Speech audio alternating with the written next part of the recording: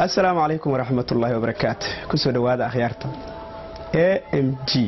oo loo soo gaabiyay Alpha Media Group halka waxaan kaga soo tabin doonaa barnaamijkaas oo ah barnaamij toddobaadle ah mar walba waxaan ku qaadan dhigi doonaa hadba dunida waxaa jira fanaaniin heer ka gaara xagga caanimada iyo kuwa ku fashilma caanimadooda laakiin anigu dunida sare aadamayo waxaan doonayaa inaan ka hadlo geeyigeena Soomaaliya iyo geeska Afrika waxaa jira dad caan ah oo ku fashilmay caanimadooda halka dad kalentana ay ku barmoosan ka faa'iideysteen caanimadooda waxaan soo gudbinayaa marka ugu horeysa dadkii ku fashilmay caanimadooda ama ka faa'iideysan waayay waxaa kamid ah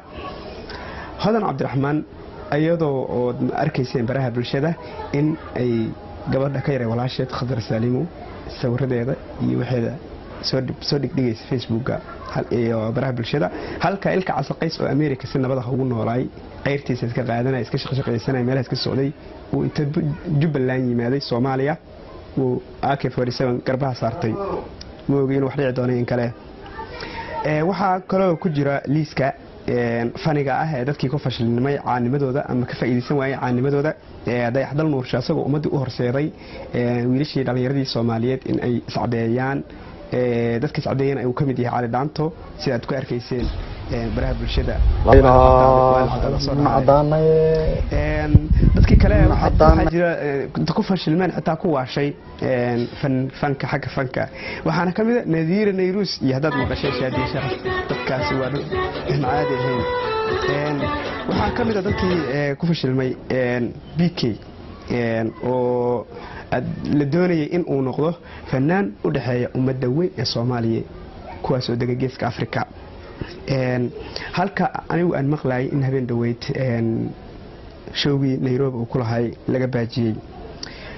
halkaas waxaan uga gudbaynaa liiskii dadkii ka faa'iideysan waayay caanimadooda oo ku fashilmay halka waxaan kugu soo gudbinaynaa barnaamijkan dambe dadkii ka faa'iideystay sida wanaagsan uga faa'iideystay caanimadooda iyo fankooda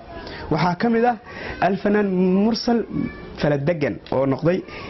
ninka hadeertaan ugu haysta xagga fanka kana faa'iideystay sida wanaagsan uga faa'iideeyay halka Khadar Saalimo ay ka noqotay boqorada geeska Afrika ayadoo xitaa hadii wax laga sheego aan dhag jalaq u siinin waxaa soo socda boqorkii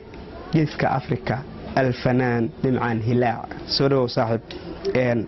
xagga raabka hadii aan aado ninka ugu wanaagsan ee heerka koowaad ka galay waa nin la yiraahdo Lil Balil waa mahadsantahay saaxiib adigana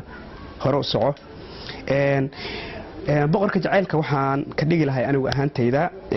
Suldaan Seeraar asagoo soo qaaday heeso wanaagsan oo aniga cajib geliyay halkan waxaan uga gudbaynaa barnaamijkii ka koobnaa labada qaybood dadkii caanimadooda ka faa'iideysan waayay iyo dadkii ka faa'iideystay halka aad nagala socotaana waa AMG oo loo soo gaabiyay Alpha Media Group waa mahadsantihiin subscribe iyo like and share asxaabta